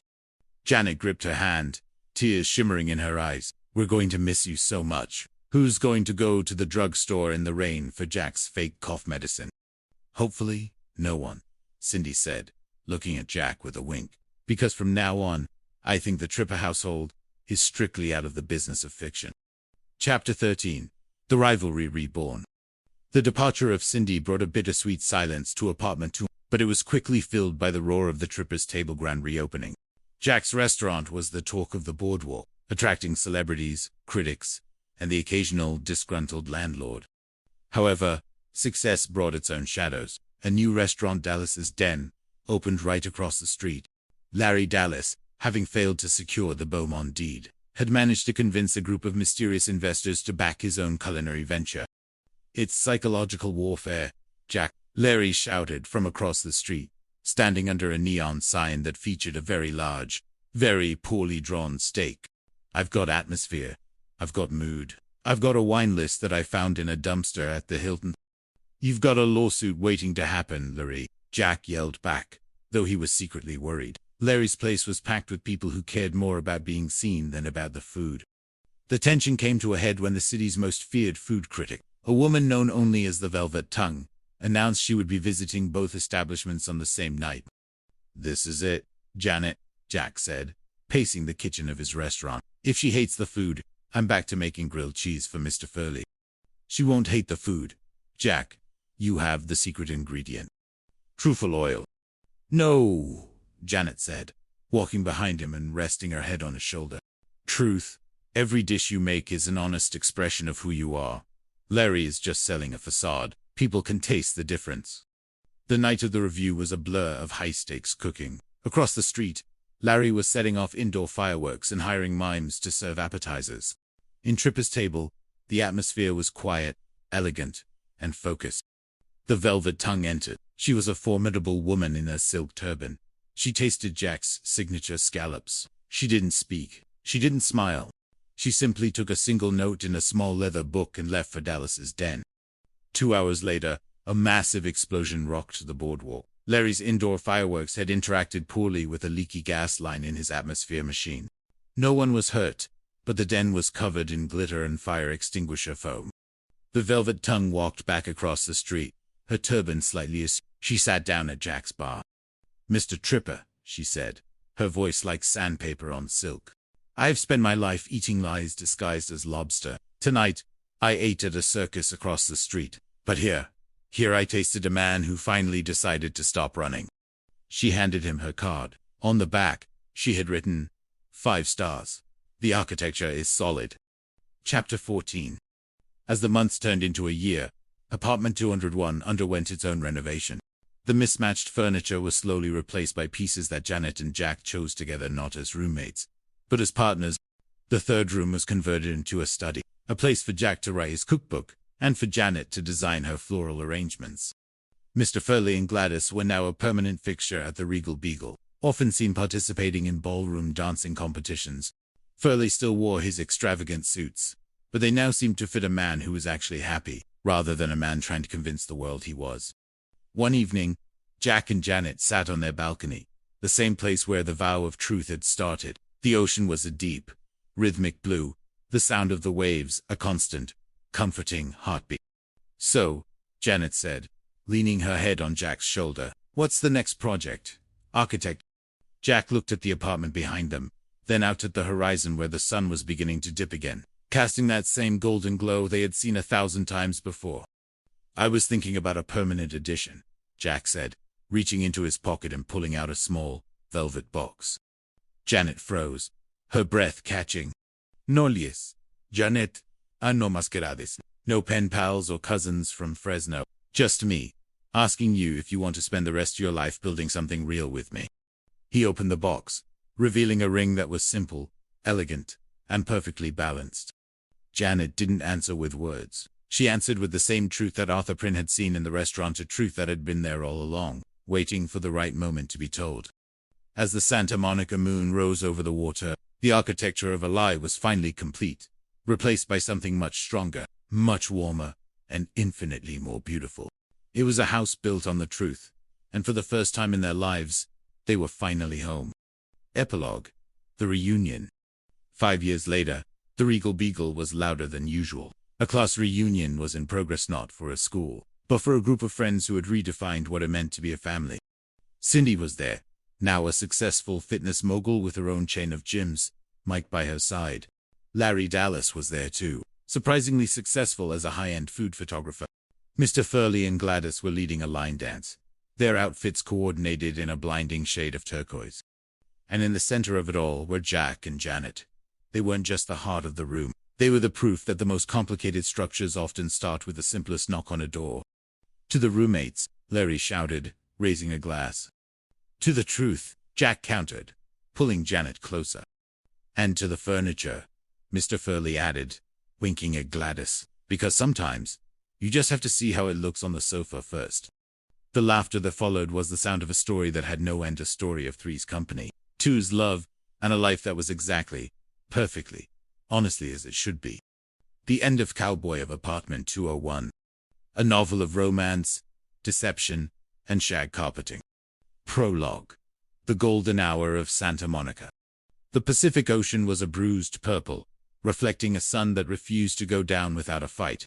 In Santa Monica, the air smelled of salt, coconut-scented tanning oil, and the distant, greasy promise of burgers from the pier. It was 1979, an era defined by disco beats, and the precarious balancing act of three young people sharing a two-bedroom apartment. Apartment 201 was more than just a living space. It was a sanctuary of pastel colors and wicker furniture. But tonight, the air inside was thick with more than just the humidity of a California evening. It was thick with Jack Tripper's frustration. Chapter 1. The Tongue-Tied Chef. Jack Tripper sat at the kitchen table, a dog-eared Spanish textbook spread before him like a battle map. He was a man of many talents. He could julienne a carrot in seconds, and bake a that didn't collapse under the weight of a heavy synapse. Linguistics was his Achilles heel. "Me llamo Jack," he muttered, his voice a low rasp. "Dinner will be served at 8. La cena será a las 8. He was dreaming of a cruise ship. A friend had landed a gig cooking in the Caribbean, simply because he could navigate a menu in Spanish. For Jack, stuck in the grind of culinary school and part-time shifts, the idea of the open sea and a kitchen that smelled of lime and cilantro was intoxicating. "Jack, are you still at it?" He looked up. Janet Wood stood in the doorway, her hair perfectly coiffed in that sensible yet stylish bob that always seemed to catch the light. Janet was the anchor of the trio, a florist with a heart of gold and a temper that only flared when the rent was late. "Mucho lousy," Jack sighed, dropping his head onto the book. "I'm trying to tell someone to bring me a bottle of red wine, and it sounds like I'm asking for a glass of goat's blood." "Why this sudden rush to be bilingual?" she asked, leaning against the counter. "Opportunities, Janet. The world is bigger than Santa Monica. I found out about this cruise ship job. If I can just master the basics, I'm gone, sailing into the sunset with a whisk in my hand." Janet felt a strange, sharp pang in her chest. The idea of Jack leaving of the apartment without his clumsy charm and the smell of his experimental sauces felt wrong. "You'd leave us for a boat?" "It's a big boat," Jack joked, though his eyes lingered on hers a second too long. Their moment was broken by the sound of the front door swinging open. Cindy Snow entered with her usual chaotic energy. Cindy was the secretary with the grace of a newborn giraffe. She didn't just walk into a room. She collided with it. "¿Dónde está el museo?" Cindy chirped, dropping her purse. Jack blinked. "The museum. Why are you asking about the museum?" "I heard you studying," Cindy laughed. "I thought I'd help. But honestly, Jack, I wouldn't take my clothes off there either. What? Jack asked, confused. I don't know. It just sounded like a scandal. Before Jack could defend his honor, a sharp, rhythmic pounding echoed at the door. It wasn't the friendly knock of a neighbor. It was the frantic, neurotic beat of a man in crisis. Chapter 2. The Landlord's Paranoia. Ralph Furley was a man who dressed like a kaleidoscope had exploded in a polyester factory. Tonight, he was wearing a leisure suit the color of a bruised plum, topped with an ascot that defied the laws of fashion. Jack, you gotta help me, Furley burst in, his eyes darting around as if the walls had ears. Mr. Furley, calm down, Janet said, stepping forward. What's wrong? My brother Bart, he's a serpent, I tell you. A cold-blooded reptile in a three-piece suit. Furley paced the shag carpet. He's planted a spy in the building. He wants to find a reason to fire me, to take over the management. Jack stood up, rubbing his temples. Mr. Furley, you're being paranoid again. Who's the spy? My niece, Veronica. She's staying the weekend while Bart's out of town. She's here to snoop, to document my every move, to report back that I'm in. She's your niece, Cindy pointed out gently. Maybe she just wanted to visit her favorite uncle. Unlikely, Furley hissed. Bart's tapped my phone before. He opened my mail. He even had a detective follow me to the bowling alley. Jack sighed. Okay, so what do you want from us? Furley stopped pacing and looked Jack up and down. His expression shifted from panic to a sort of desperate appraisal. I need a distraction. I need a young man to take her out, to keep her busy so she can't watch me. Someone popular, good-looking, fun. A real man's man. Jack straightened his posture, a small smirk playing on his lips. Well, Mr. Furley, I think I fit the bill. I like football. I drink beer. I'm not half bad at bowling. Furley let out a short, barking laugh. Jack, I don't mean you. I mean, a guy who likes women. The room went silent. The joke was an old one. The central lie that allowed Jack to live with two women in a conservative building was that he was gay. It was a ruse they all maintained for the sake of the lease. But tonight, the insult stung. Jack felt a flicker of genuine irritation. Mr. Furley, Jack said, his voice dropping an octave. There are a lot of different kinds of men in the world. And you aren't any of them, Jackie boy Furley patted his cheek condescendingly. Now, stay out of the way. I need to find a real stallion for Veronica. As Furley exited, Jack turned to the girls. His face flushed. A stallion. He thinks I'm a twerp. He thinks I'm a little nothing. He has to think that, Jack, Janet reminded him. Otherwise, we're out on the street. I know, Jack muttered. But a plan was already forming in his Andrea's hilarious, utterly tripperesque plan. Chapter 3. The Birth of Austin. You're going to do what? Janet asked, her eyes wide. Jack was currently rummaging through the hall closet, throwing coats and umbrellas aside. He wants a stallion. I'll give him a stallion. I'll give him a whole herd of them. He pulled out an old, battered Stetson hat that Cindy had used for a Halloween costume years ago. He jammed it onto his head. Jack, you can't be serious, Cindy giggled. You're going to pretend to be your own brother. Not just a brother. My identical twin brother, Austin, from Texas, Jack said, adopting a thick, honey-slow drawl. I'm a cowboy, ladies. I wrestle steers. I drink my whiskey neat, and I don't take no sass from no one. Janet crossed her arms. Mr. Furley will see through you in 2 seconds. He sees what he wants to see, Jack argued. To him, Jack Tripper's a harmless, fluffy kitten. But Austin is a wolf. He stepped into the bathroom and emerged a moment later with a dark smudge on his cheek. And the only way you can tell us apart is this mole. That's eyeliner, Janet did. In the dim light of a lounge, it's a mole. Now, Cindy, go tell Mr. Furley that Jack's brother is in town. Tell him Austin is looking for a little company. Chapter 4. The Cowboy Rides In. The transformation was startling. When Jack emerged from the bedroom an hour later, he wasn't Jack anymore. He wore a denim shirt unbuttoned just enough to be suggestive, the cowboy hat pulled low over his eyes, and a swagger that seemed to take up the entire room. Well, boy howdy, he drawled, leaning against the doorframe as Mr. Furley entered with a young woman in tow. Veronica was stunning tall, blonde, and possessing a sharp, observant gaze that made Jack's stomach do a nervous flip. This is him, Furley asked, his voice full of awe. Jack's twit. Austin Tripper, Jack said, stepping forward and taking Veronica's hand. He didn't just shake it, he kissed the back of it. His eyes locked onto hers with a predatory intensity that Jack Tripper wouldn't have dared. Pleased to meet you, ma'am. My eyes must be bugging out like a stomped and toed frog, 'cause you're the prettiest thing I've seen since the bluebonnets bloomed in Austin. Furley beamed. You see, Veronica, a real man, a Texan. Veronica smiled, a slow, playful curve of the lips. A cowboy in Santa Monica. How exotic. We're closer than two ticks on a dog's tail. Me and my brother Jack, Jack continued, ignoring Janet's muffled snort from the kitchen. Though he's a bit of a twerp, if I'm being honest. A real crip. Oh, I don't know, Veronica said, her voice dropping to a husky whisper. But a cowboy, that's a new frontier. The night began as a game, but as Jack Now Austin led Veronica to the sofa, the stakes began to change. He found himself telling stories of imaginary ranches and long nights under the stars. He found himself looking at Veronica and seeing not a spy, but a woman who looked bored of her father's games. And from the kitchen, Janet Wood watched them. She watched the way Jack leaned in, the way he laughed that deep, fake Texan laugh, and she realized with a jolt of jealousy that she liked the wolf much more than she should. Chapter 5. The Fog and the Fire. The evening took a turn for the chaotic when a thick Pacific fog rolled in, blanketing the city in a white, impenetrable shroud.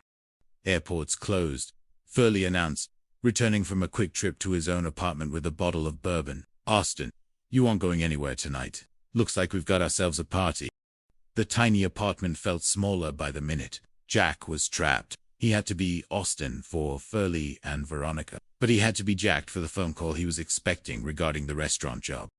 He spent the next 2 hours in a frantic blur. He would go to the kitchen as Austin, wash off the mole, discard the hat, and emerge as Jack to answer the phone or talk to Janet. Then, he would reverse the process, resmudging the mole and reclaiming the drawer. Where's Jack? Furley asked, leaning back on the sofa. 3 drinks in. He's, studying. Cindy shouted from the kitchen. Spanish, very intense. Let's have a toast, Furley insisted. To friendship, to the Tripper brothers. Austin, get your brother out here. Jack felt a cold sweat break out. Oh, he's in the little Wrangler's room, Mr. Furley.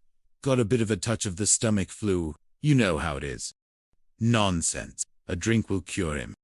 The pressure was mounting. Janet tried to intervene, dancing with Furley to distract him, but the landlord was determined. He wanted to see the 2 brothers together.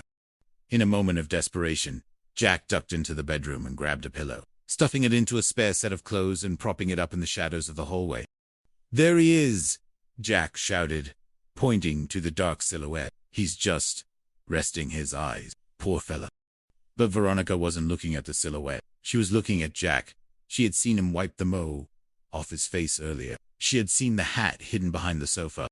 She leaned in close to his ear, her breath warm against his neck. You know, Jack, or Austin, whoever you are. Jack froze. I think you're a much better actor than you're a cowboy, she whispered. But the effort, that's what's really romantic. Before Jack could respond, Furley let out a celebratory yell. I love this family.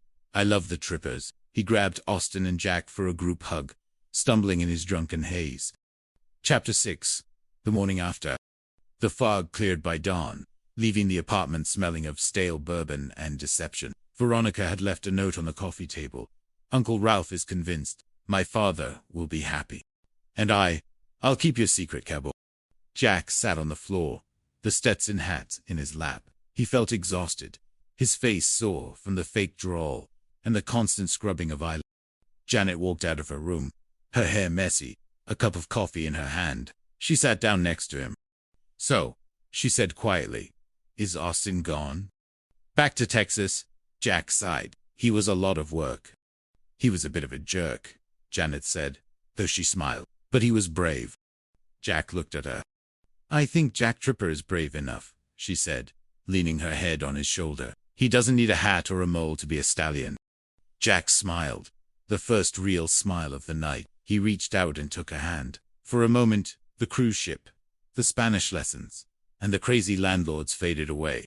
There was just the 2 of them, the quiet of the morning, and the realization that sometimes The best role to play was yourself. Outside, the Santa Monica sun began to rise again, bright and unapologetic, ready for another day of comedy, kisses, and the beautiful, messy business of being alive. Chapter 7. The Ghost of Austin. The days following the great cowboy deception were quiet, but the air in apartment 201 remained charged. Every time Jack caught Janet's eye, he saw a flicker of something he couldn't quite name a softness that wasn't there before. Or, perhaps, a curiosity about the man who could summon a Texas rancher out of thin air. But life in Santa Monica didn't wait for romantic opinions. Jack's Spanish textbook was back on the table, though now it was stained with tomato sauce.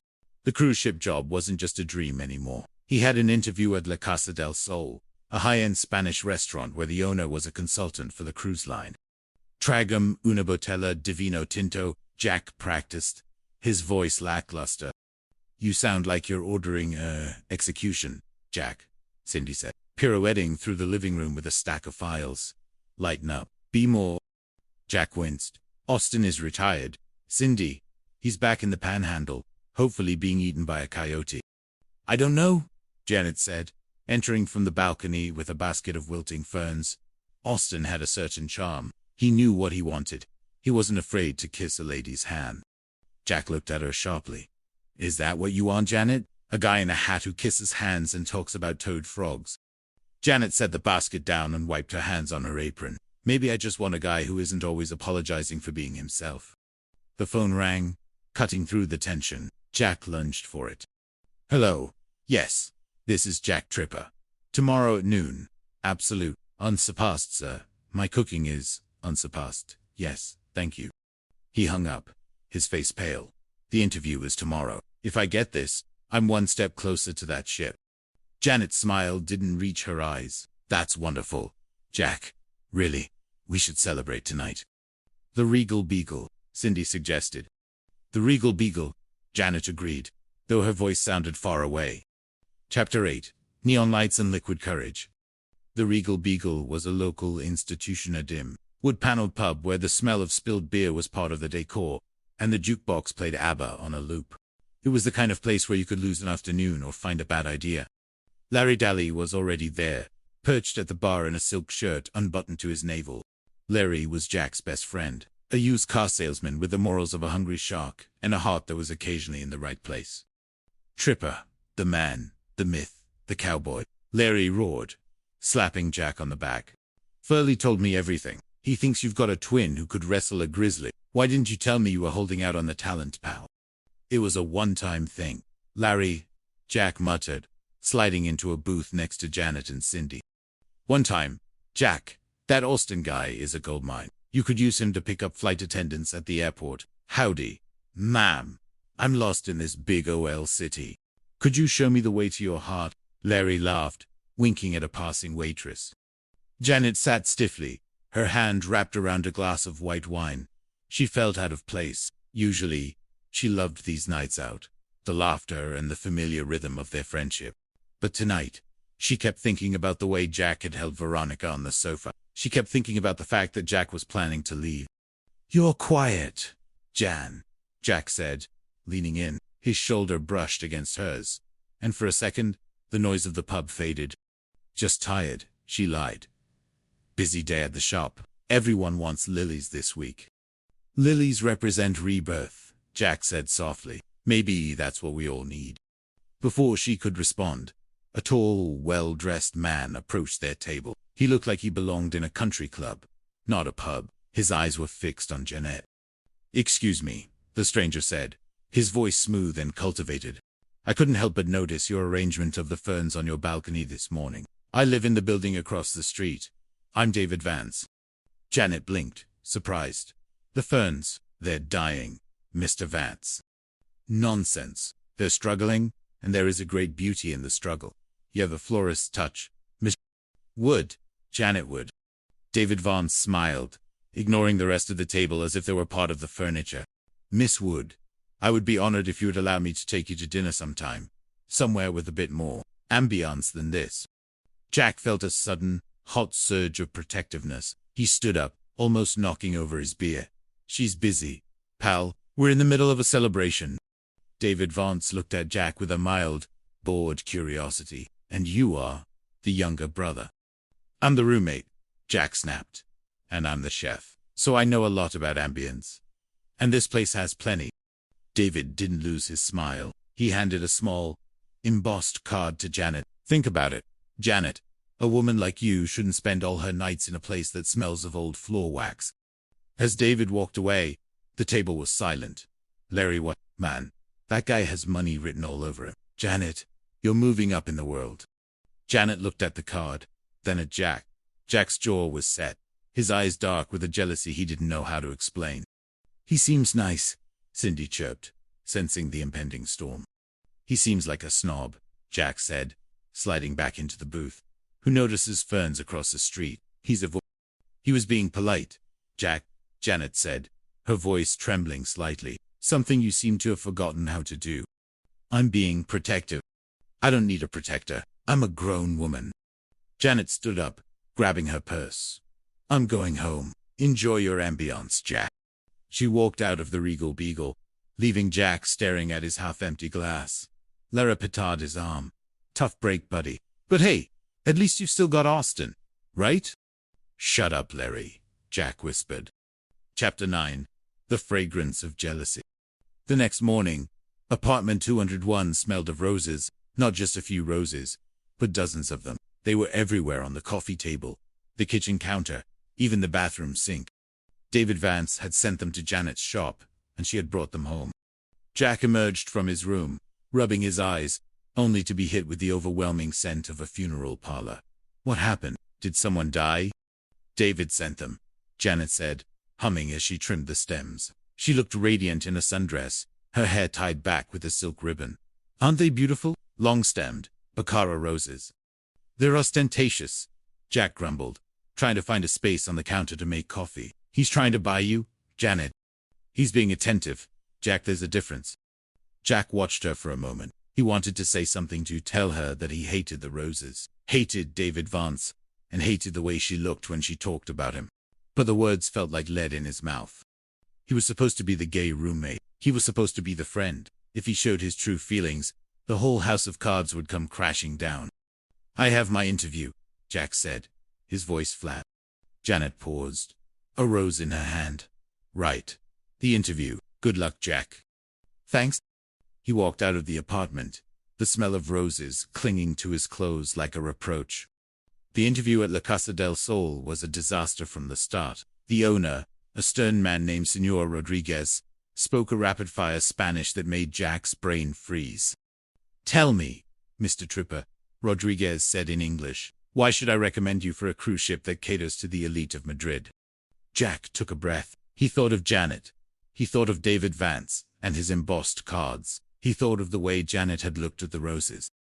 Because, Jack said, his voice suddenly steady, I understand the language of the kitchen. I know that a perfect sauce can say things that words can't. And I'm a man who isn't afraid of a challenge. Rodriguez stared at him for a long time. Then, he nodded slowly. You have passion. But you're Spanish. It is mucho lousy, as you say. I'm learning, Jack promised. We shall see. I will give you a trial night. This Friday, a VIP party. If you can handle the pressure, I will give you the recommendation. Jack walked out of the restaurant feeling like he had won the lottery and been sentenced to death at the same time. Friday was only 3 days away. When he got back to the apartment, the roses were still there, but Janet was gone. She had a date with David Vance. Jack sat in the darkened living room, the moonlight filtering through the blinds. He picked up the Spanish textbook. ¿Dónde está el museo? He whispered. Then, he threw the book across the room. He didn't want the museum. He didn't want the cruise ship. He wanted the girl who lived across the hall, the one who smelled of lilies, and had a temper like a summer storm. He realized then that he couldn't keep pretending. He couldn't be Austin, and he couldn't be the safe version of Jack anymore. But as he heard Janet's laughter in the hallway, returning from her date, he knew the deception was the only thing keeping them together and the one thing tearing them apart. Chapter 10. The High Stakes Garnished. Friday arrived with the kind of oppressive heat that made the asphalt of Santa Monica shimmer. In the kitchen of La Casa del Sol, the atmosphere was even hotter. Jack stood in his whites, his forehead damp with sweat, as he prepared the paella. He was a whirlwind of motion-slicing peppers, deshelling shrimp, and muttering Spanish verbs under his breath like a frantic prayer. Vaya a la cocina, he hissed to a busboy who got in his way. Senor Rodriguez watched from the corner, his arms crossed over his chest, his expression unreadable. This wasn't just a dinner, it was a performance. The VIP party consisted of several executives from the cruise line, men who could decide Jack's future with a single nod. The saffron, Jack Rodriguez called out.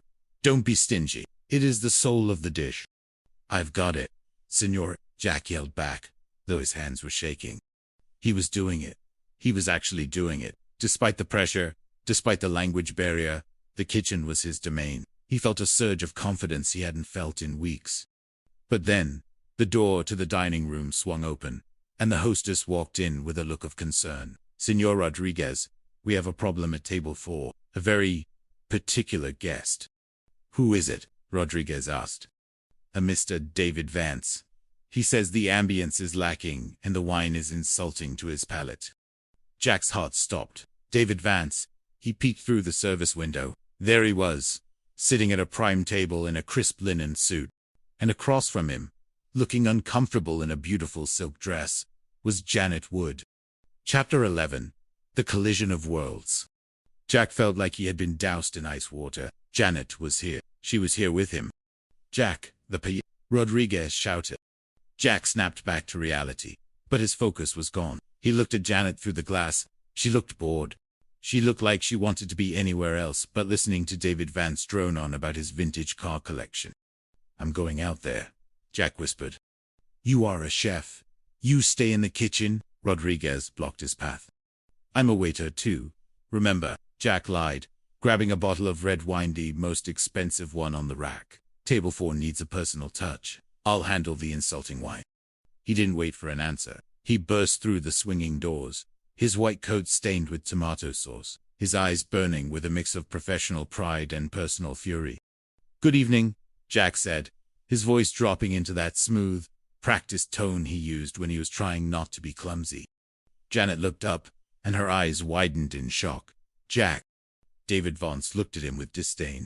Oh, it's the roommate. Do you work here as well? I suppose the help is always multiple. I'm the executive chef in training, Jack said, his jaw tight. And I heard you had a problem with our wine. Tragam, una botella, di vino tinto. Oh wait, I already brought it. He popped the cork with a flourish that was almost violent. He poured a glass for David, his hand steady. Try this. It's a 1974 Rioja. It has notes of leather, dark berries, and a hint of arrogance. I think you'll find it quite familiar. David took a sip, his face reddening. This is acceptable. I'm so glad, Jack said, then turned to Janet. His voice softened. And for the lady, perhaps a glass of something? Janet looked at him, her heart hammering against her ribs. She saw the sweat on his brow, the sauce on his apron, and the raw, undisguised emotion in his eyes. He wasn't Austin. He wasn't the gay roommate. He was just Jack. I'll have what you're having, Jack, she said quietly. Janet, really? David sighed. You can't be serious. I've never been more serious. David, she said, her voice growing stronger. Jack, how is the trial going? Unsurpassed, Jack said, glancing back at Rodriguez, who was watching from the doorway with a growing sense of amusement, though I think I might have overstayed my welcome at this table. Wait, David snapped. I want the special, and make it quick. Jack leaned in close to David, his voice a low, dangerous whisper. The paella takes time, Mr. Vance. It's like a relationship. You can't rush it, and you certainly can't buy it. I'll make sure yours is memorable. Chapter 12. The Unraveling. The rest of the night was a blur. Jack cooked like a man possessed. He sent out the paella for table 4 with a garnish so elaborate it looked like a botanical garden. But as he watched from the kitchen, he saw Janet stand up. She said something to David, something that made him look stunned. She didn't wait for him. She walked out of the restaurant, her head held high, leaving her wine untouched. Jack threw his apron on the counter. I'm done, senor. The job, Jack, Rodriguez called out. The cruise ship. Keep the ship, Jack shouted back, already running for the door. I've got a different destination in mind. He caught up to her on the sidewalk. the neon sign of La Casa del Sol casting a red glow over the pavement. The Santa Monica fog was starting to roll in again, cool and damp. Janet, wait. She stopped and turned around, her face streaked with tears. Why did you do that, Jack? Why did you come out there? Because I couldn't stand seeing you with him, because he's a jerk, and he doesn't deserve to be in the same room as you, let alone at the same table. And you do? She asked, her voice breaking. You, who spends all your time pretending to be someone else. You, who's planning to leave us for some boat in the Caribbean. Jack stepped closer, the space between them crackling with the electricity of years of unspoken words. I was only doing that because I thought it wasn't enough for you. I thought you wanted a stallion. I thought you wanted a cowboy or a chef or a world. I wanted Jack, she whispered. I've always just wanted Jack. He reached out and took her face in his hand. His fingers were still warm from the stove, his skin smelling of garlic and saffron. I'm not going on that boat, Janet, he said. The only place I want to be is in apartment 201 with you, and Cindy, and even Mr. Furley. He kissed her, then not a fake Austin-style kiss, but a real one. It was a kiss that tasted of salt and longing, of shared jokes and late-night snacks, of a friendship that had finally, inevitably, turned into something more. The fog swirled around them, hiding them from the world. For a moment, there was no deception, no landlords, no roommates. There was just the two of them, finally standing on solid ground. Chapter 13. The next morning, the apartment was quiet. The roses David Vance had sent were gone, replaced by a simple jar of wildflowers Jack had picked on his way home from the pier. Jack was in the kitchen, making coffee. He wasn't studying Spanish. He was humming a disco tune, his movements light and easy. Janet walked out of her room, wearing one of Jack's old flannel shirts over her nightgown. She looked at him and smelled a slow, secret smile that made his heart skip. "Good morning," he said, handing her a mug. "Good morning," she replied. The front door burst open. Cindy Snower entered, her hair a mess, her eyes wide with excitement. "You guys, you won't believe it. Mr. Furley just told me that his brother Bart is coming over for an inspection. We have to get ready." Jack and Janet looked at each other and burst into laughter. "Let him come," Jack said, putting an arm around Janet. "I think I'm done with the disguises." "Are you sure?" Cindy asked, confused. "What about the lease?" "We'll figure it out," Janet said, leaning into him. "Together." And as the sun rose over Santa Monica, casting long, golden shadows across the shag carpeting, they knew that whatever came next, brothers, or even cowboys, they were ready. Because in apartment 201, the best company wasn't 3, it was exactly who they were meant to be. To be continued. The Rendezvous, a tale of apartment 201. Prologue, the door at the top of the stairs. Santa Monica in the mid-70s was a city of gold and salt. The air smelled of jasmine and sea spray, and the nights were painted in the flickering neon of the Pacific Park Ferris wheel. At the heart of it all stood a modest stucco apartment building, weathered by the ocean breeze, but held together by the vibrant lives within. "Come and knock on our door," the wind seemed to whisper through the palm frond. "We've been waiting for you." In apartment 201, the arrangement was unconventional, scandalous to some, but a sanctuary to the 3 souls who called it home. There were the kisses that were hers, the laughter that was hers, and the dreams that were his. Janet Wood, the sensible florist with a heart like a rosebud waiting to bloom. Cindy Snow, the clumsy, golden-hearted secretary who saw the world through a lens of pure innocence. And Jack Tripper, a chef in training with a quick wit and a soul that hungered for more than just culinary perfection. They were a triad of friendship, a lovable space that needed a face. But in the City of Angels, even the most beautiful arrangements are subject to the storms of human emotion. Chapter 1. The Golden Hour at the Regal Beagle. The Regal Beagle was more than a pub. It was a sanctuary for the weary and a stage for the hopeful. On this particular Tuesday, the dim, amber lighting caught the swirling smoke of a dozen conversations. Jack Tripper leaned against the mahogany bar, his eyes tracing the rim of his beer mug. Beside him, Larry Dallasamin, whose wardrobe consisted entirely of leisure suits and overconfidence, was scanning the room like a hawk looking for a field mouse. "Hey, it's a real friendly place you got here," Larry remarked to the bartender, a man whose weary eyes suggested he had seen everything and forgiven none of it. "Oh yeah," Jack chimed in, adjusting his collar. I'm glad we stopped in. It beats sitting at home listening to Cindy try to balance her checkbook. It sounds like a construction site in there. Larry wasn't listening. His gaze had locked onto a woman at the far end of the bar. She was a vision of 70s glamour, blonde hair cascading down her neck in silken waves, wearing a peekaboo sweater that left just enough to the imagination to be dangerous. Jack, check out the little number parked at the bar, Larry whispered, his voice thick with a mix of awe and lust. The one with the body that won't quit. Jack followed Larry's gaze. He felt a jolt of appreciation purely aesthetic. He told himself but his survival instinct, honed by years of near misses. Yeah, Jack muttered. And she's also got a mean-looking boyfriend with a temper that won't quit. You should have seen what he did to the bartender 5 minutes ago. Don't do that, Larry warned. Do what? Look at my girl. She's not your girl, Larry. She's currently the property of that mountain of a man who looks like he eats tractor tires for breakfast. But Larry, ever the optimist, didn't listen. He moved toward her. Jack, bound by a misplaced sense of loyalty, followed. The mountain of a man was Max. He was built like a brick wall and possessed the social graces of a cornered badger. When Jack accidentally made eye contact, Max's face darkened to the color of an overripe plum. You're doing it again, Max growled, his voice a low vibration that Jack felt in his molar. Sir, excuse me, Jack said, raising his hands in a gesture of peace. I don't have the slightest interest in your girlfriend. Truly, I'm just observing the architecture of the room.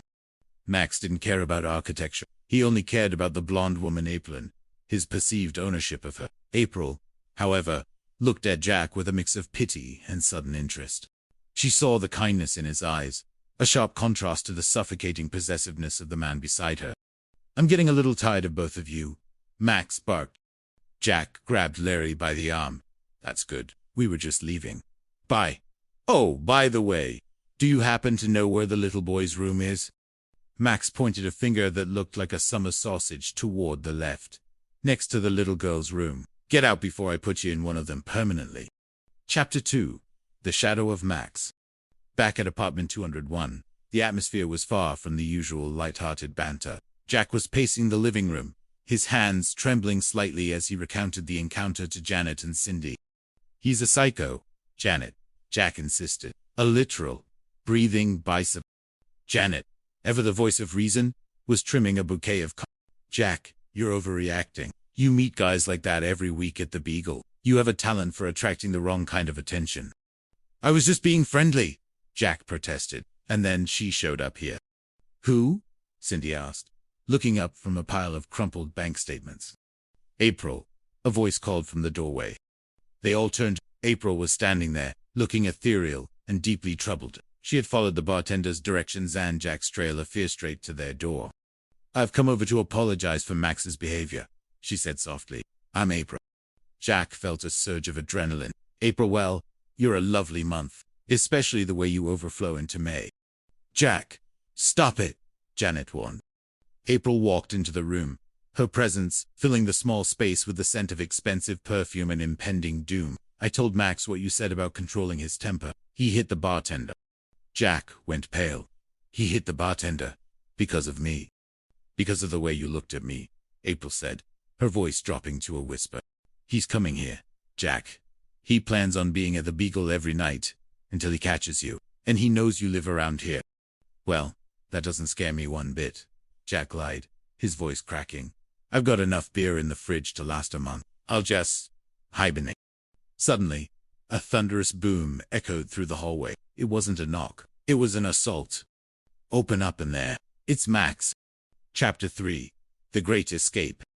The apartment became a blur of motion. Janet pushed April toward the kitchen. Cindy tried to hide behind a floor lamp.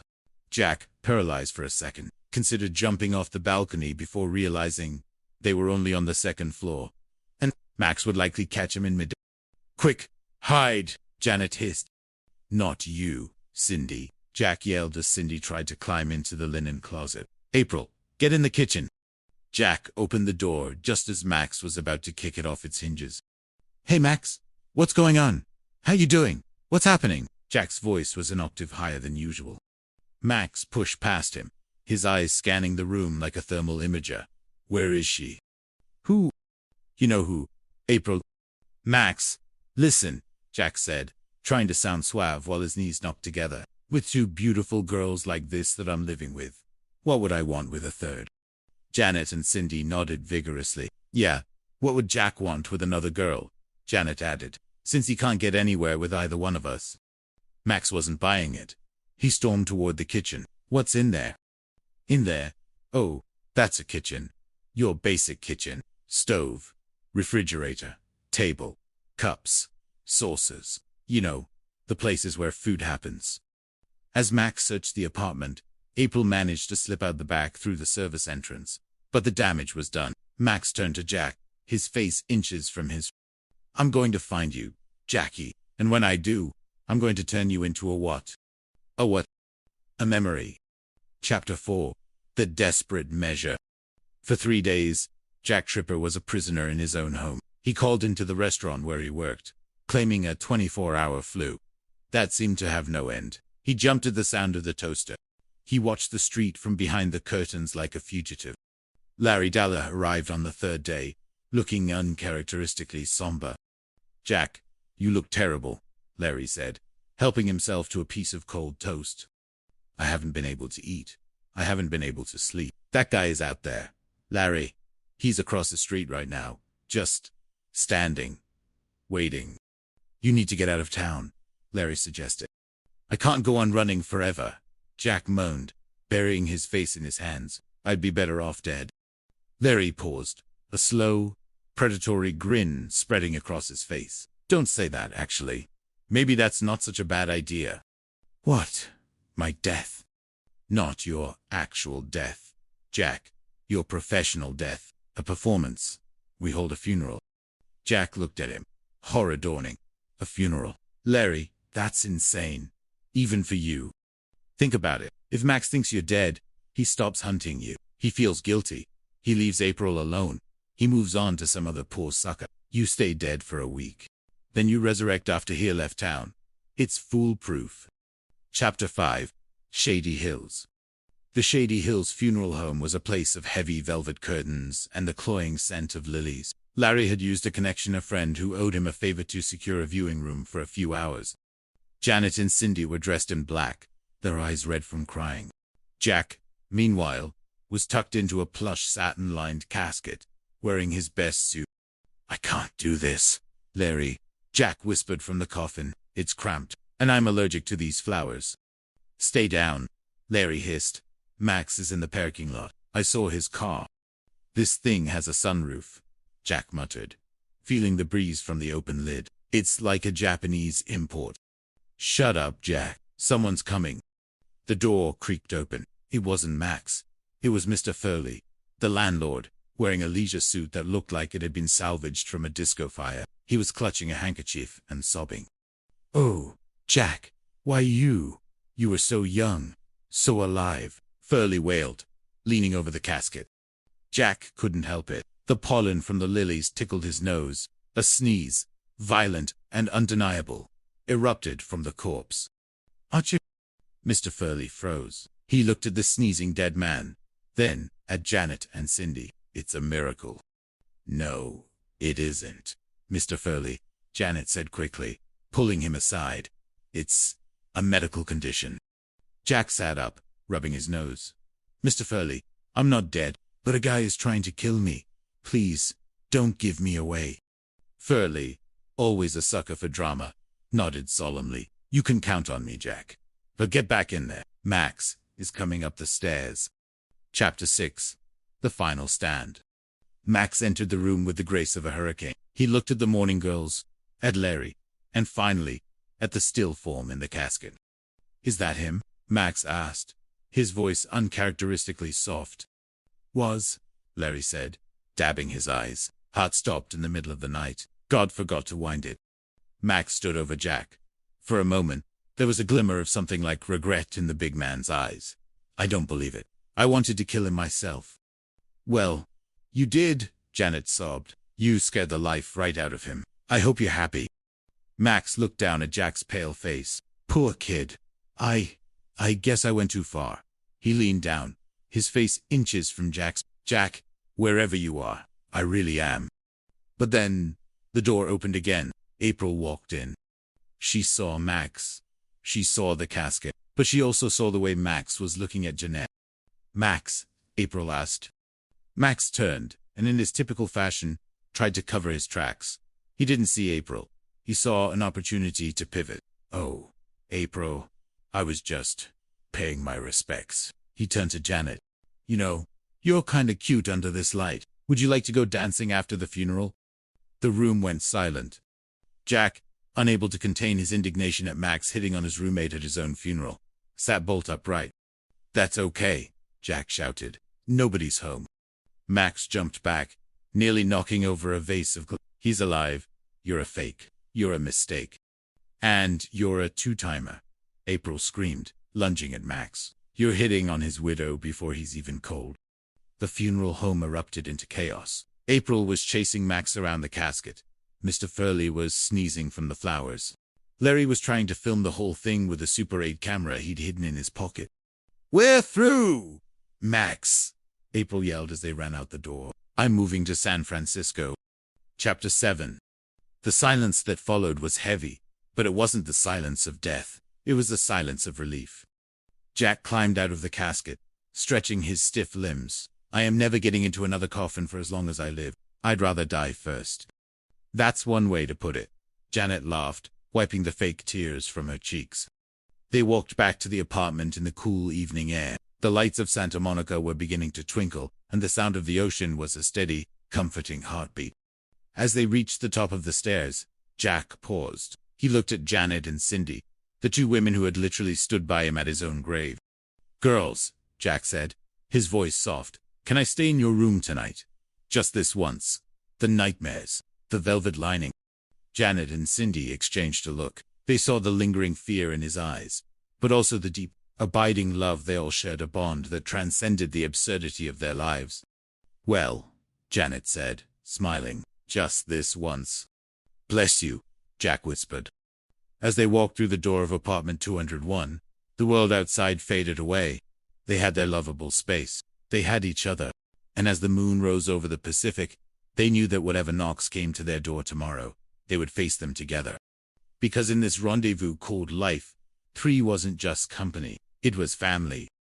Chapter 8. The Fragile Peace. The weeks following the Shady Hills incident were bathed in a strange, golden glow. It was as if the near-death experience, fictional as it was, had acted as a catalyst, pulling the 3 roommates closer than ever.